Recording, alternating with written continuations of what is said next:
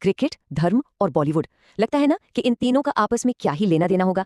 लेकिन हाल ही में एक ऐसी कहानी सामने आई जहां खेल के मैदान पर लिया गया एक छोटा सा फैसला देश भर में एक बड़ी बहस की वजह बन गया।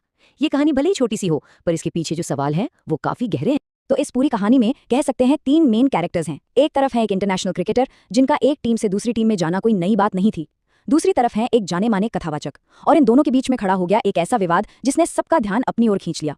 तो चलिए सबसे पहले ये समझते हैं कि आखिर ये पूरा मामला शुरू कहाँ से हुआ। इसकी जड़ें हैं इंडियन प्रीमियर लीग यानी आईपीएल में, जहां प्लेयर्स का टीमों में आना जाना तो लगा ही रहता है। लेकिन इस बार एक बहुत ही नॉर्मल सा फैसला एक बड़े विवाद की वजह बन गया। तो हुआ ये कि कोलकाता नाइट राइडर्स यानी केकेआर ने बांग्लादेशी खिलाड़ी मुस्तफिजुर रहमान को अपनी टीम से रिलीज कर दिया। अब देखिए, ये एक ऐसा फैसला है जो आईपीएल में तो हर साल होता ही रहता है, कुछ नया नहीं था इसमें।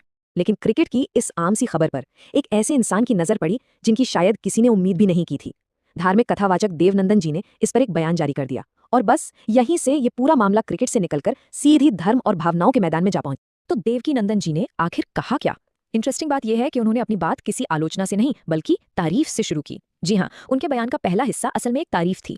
किसी पर उंगली उठाने के बजाय उन्होंने सबसे पहले बीसीसीआई मतलब भारतीय क्रिकेट कंट्रोल बोर्ड की तारीफ कर दी, और उनके इस कदम ने कई लोगों को चौंका दिया।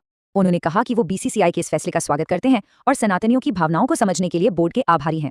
और बस यही वो पॉइंट था जिसने इस पूरे मामले को एक बिल्कुल अलग ही रंग दे गया। एक क्रिकेटर की टीम बदलने को सीधे सीधे धार्मिक भावनाओं से जोड़ दिया गया। लेकिन रुकिए, ये तारीफ तो बस शुरुआत थी। इसके ठीक बाद बयान का टोन अचानक से बदला और तारीफ की जगह ले ली एक सीधी सीधी मांग ने। अब उनका निशाना बीसीसीआईसीसी से हटकर सीधा लगा मिस्टर केकेआर पर। और जैसा कि सब जानते हैं, ये इशारा था केकेआर के को ओनर और बॉलीवुड के बादशाह शाहरुख खान की तरफ।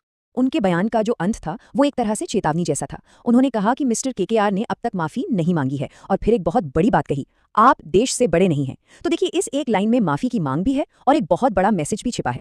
तो देखा आपने कैसे एक छोटा सा सामान्य सा क्रिकेट का फैसला एक बड़ा मुद्दा बन गया। ये हमें कई बड़े सवालों पर सोचने के लिए मजबूर करता है, जैसे खेल और भावनाओं के बीच की वो लाइन आखिर है कहाँ?